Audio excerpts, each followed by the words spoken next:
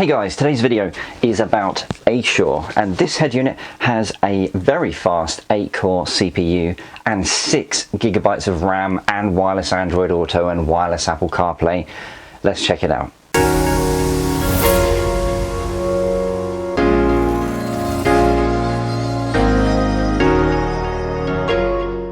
So who are Assure? Well, they're a brand who make Android head units for specific vehicles, and by that I mean if you go on their website you can search for your particular type of vehicle and you'll find that the head unit will come supplied with dash trim and all of the canvas decoders and wiring to make that head unit function perfectly and look like a factory head unit in that particular car. Now, I've been asked by a few of my viewers to actually check out this brand, so that's what I'm going to be doing today. This one was designed for a Volkswagen. I don't have a Volkswagen, so I will be testing it in the Jukebox test station. Now, don't forget, I don't get paid to endorse any company or product, including this Assure, so this review is going to be completely based on my using it and setting it up. Right, let's get it out of the box.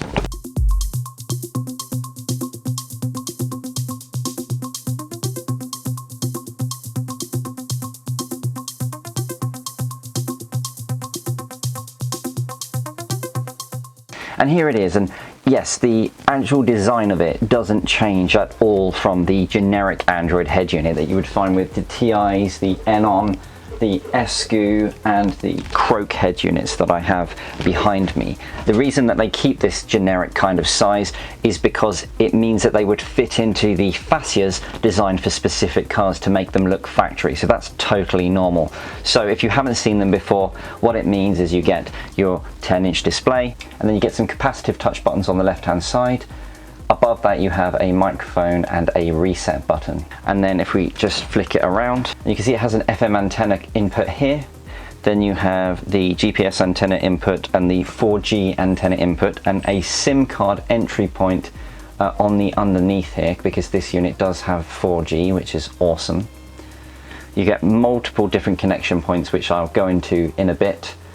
You have your main loom entry point here, and then here we have something special. We have coax and optical SPDIF digital outputs, and that means that this head unit has digital outputs, which is a premium feature and something that you only get with the real high-end ones. It gives you a totally lossless digital connection from the head unit to a external DSP or amp if you have one which has digital inputs, obviously.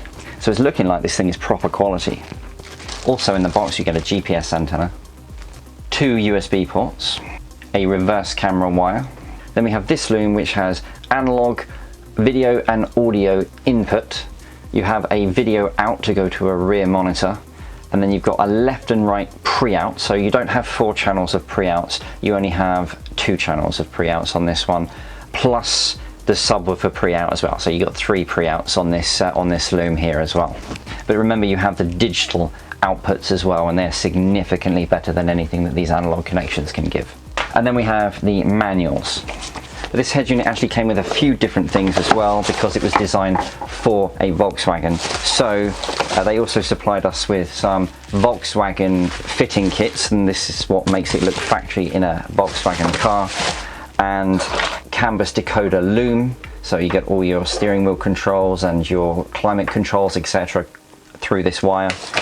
You get a special twin FACRA connector antenna so that it will work for your particular type of car, and they've given you some screws and a screwdriver to just get everything sorted. So I won't be using any of this stuff, but this is just to let you know, when you buy it for your specific car, they do give you everything that you need. And here it is installed in my Jukebox test station.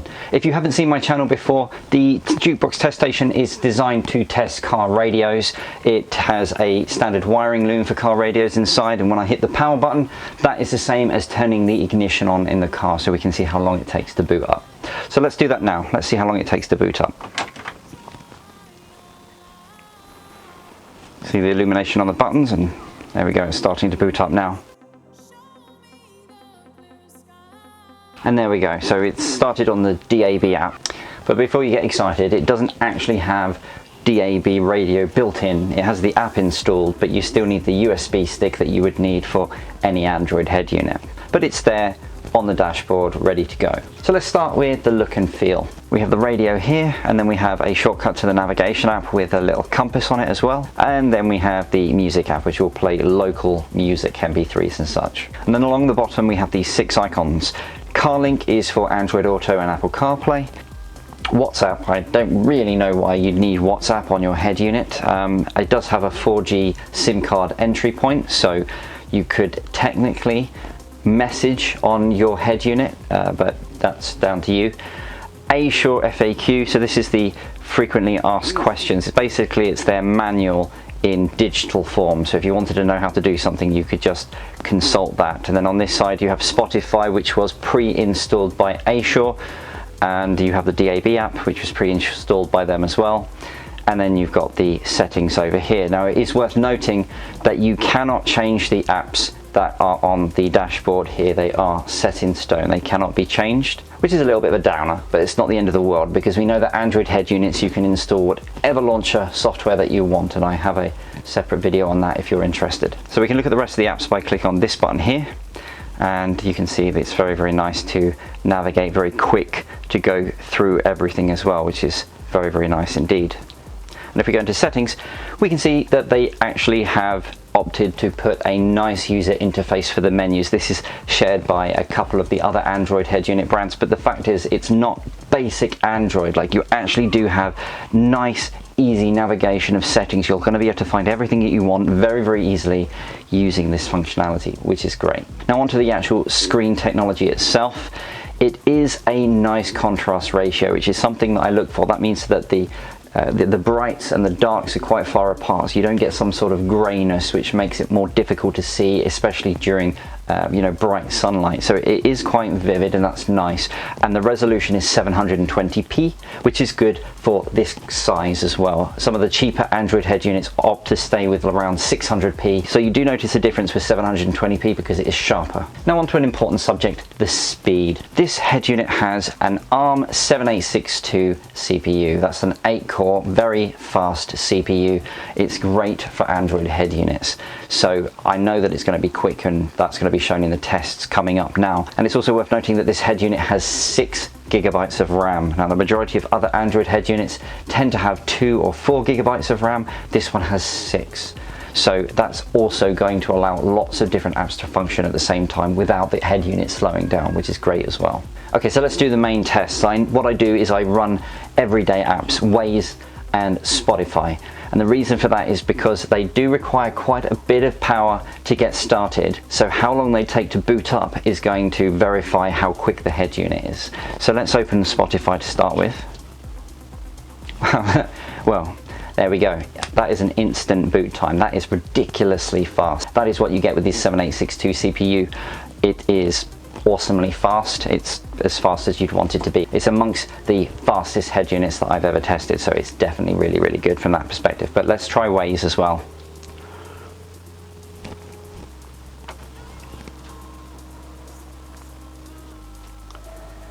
Yeah, I mean, it's basically instantaneous.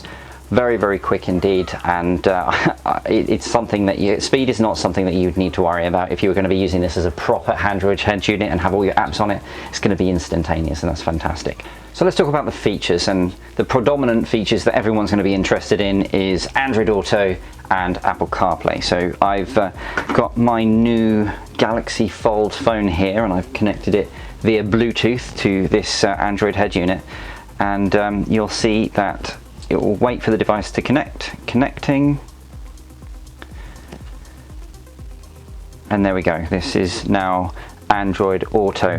And you can see, oh, it's started playing my music. You can see that it's split the screen. You've got your map on this side and you've got your music playback on this side, but you're not limited to just use Google Maps. You can use whatever app that you actually have installed on your phone, and I obviously have Waze, and you can use YouTube Music or Deezer or Apple Music or whatever other apps are available in the Google Play Store, and it will just function as you would expect it to on here. So yes, it is a very, very fast wireless connection from my phone to this head unit, so Android Auto, that's a very, very good plus. Right, let's look at Apple CarPlay. So I find Assure on my phone, and the pin is always 0000.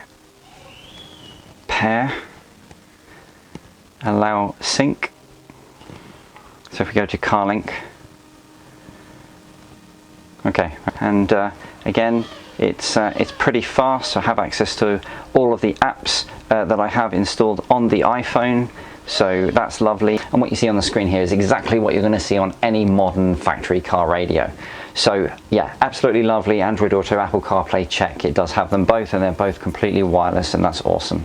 Staying on the theme of features, this is an Android head unit, so it's going to have all the usual stuff that you get with an Android head unit, which you don't get with Android Auto and Apple CarPlay, such as video applications. So I've got Netflix installed on here, and that means that you can watch Netflix to your heart's content, and you can install YouTube and other video apps on it as well, nice and easy. So right, let's talk about car integration. This section of the review is kind of split between how easy it is to install in your car and how easy it is to customize for your car itself. Now remember, this A-Shore head unit was designed to go into a particular car, a Volkswagen, and it does actually come with everything you need to make it look factory. So that's a really big plus from the car integration perspective. If they make something for your car, it's going to look factory and you're going to get all the wires that you need. Awesome. But you still have to do some setup on the actual unit itself. Okay, so what I normally look for in an Android head unit is how easy is it to set up with your steering wheel controls? Can we change the color of the capacitive touch buttons on the side? Can we change the boot up logo to say the brand of your car on boot up? Those are the cool things that I like to check out as well. So let's have a look. So if we go into the settings here and we go to general and we scroll down here, you can see lantern settings. Now the lantern settings represent these capacitive touch buttons lighting up. So if we go into this, you can see that you actually get to choose which color you want them, and you can sort of mix and match these colors as well to find the sort of color that you want. And you'll notice that there's an auto button down here, and if you turn that on, what will happen is the capacitive touch buttons will rotate in colors. When your headlights are on, at the moment they're off because I don't have the car's headlights on. Steering wheel settings is the next one, and you can see down here it says please hold the button on the steering wheel. So it's exactly the same as some other Android head units. You push a button on the steering wheel of your car, and then you press one of these buttons so that you match the action of the head unit to the button on the steering wheel. Nice and easy. And then if we go into factory, the password is 3368. You can see that it has a boot screen logo. But unfortunately they didn't give you a list of car brands in this section. You've only got Android, Yunhua and A-Shore. Although when you swipe across, it does say pictures are stored in my car folder in the root directory folder of the U-Disk and the SD card. So I'm not quite sure why they've done that, but apparently there is a way to set a boot logo, but it's not as straightforward as it could be. Now this head unit also supports advanced canvas integration, and if we go into where it says car model, it gives us the ability to control which canvas controller we actually have, which canvas decoder we have, and then we can select which brand of car we have and the cam box. So this is going to give us the extra features like the ability to control climate control and heated seats and other aspects of the car on the canvas network. Okay, so let's talk about the last thing and the most important thing, and that is the sound quality and control. So we're going to go into the apps and then into equalizer. And then you can see that it has a 16-band graphic equalizer. You have 16 bands of frequencies that you can independently control. Now you can choose to use a preset here and just change how it's going to sound based on this, or you can control them manually by moving these little things up and down. If you have different speakers in the front and rear of your car and you want to control them independently, then you can do that by going to the setup and then adjusting the independent adjustment of front and rear speakers here. And that's going to allow you to control the front separately from the rear speakers of your car, which is awesome. Now if we go into the field tab, you can see that this is just a generic fade and balance, which is nice and easy. If we go to surround, it gives us the ability to control the independent delays for each of these speakers, which is a really nice feature. If we go to bass enhancement, we can individually control bass boost for the front and rear of the car, and this is where the control for the subwoofer is as well. You can boost the subwoofer here, and you have cut-off frequencies for the subwoofer here as well. And if you go to bass filter, you can actually control the cutoff frequencies for the front and the rear of the car speakers separately, which is awesome. Now the sound of this head unit is actually amazing, and a lot of that comes from the fact that it's got a good amplifier, and the controls from the DSP here really do allow you to get that particular sound that you're looking for, be it in a stock factory car sound system or if you have an aftermarket system as well.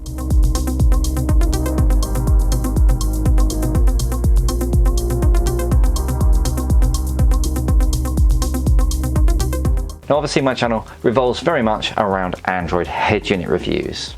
If this is something that interests you, please do subscribe to the channel because I'm going to have loads more in the future. And if there's a specific brand that you really want to have a review on, let me know and I will see if I can get hold of one and feature it on my channel. Until next time.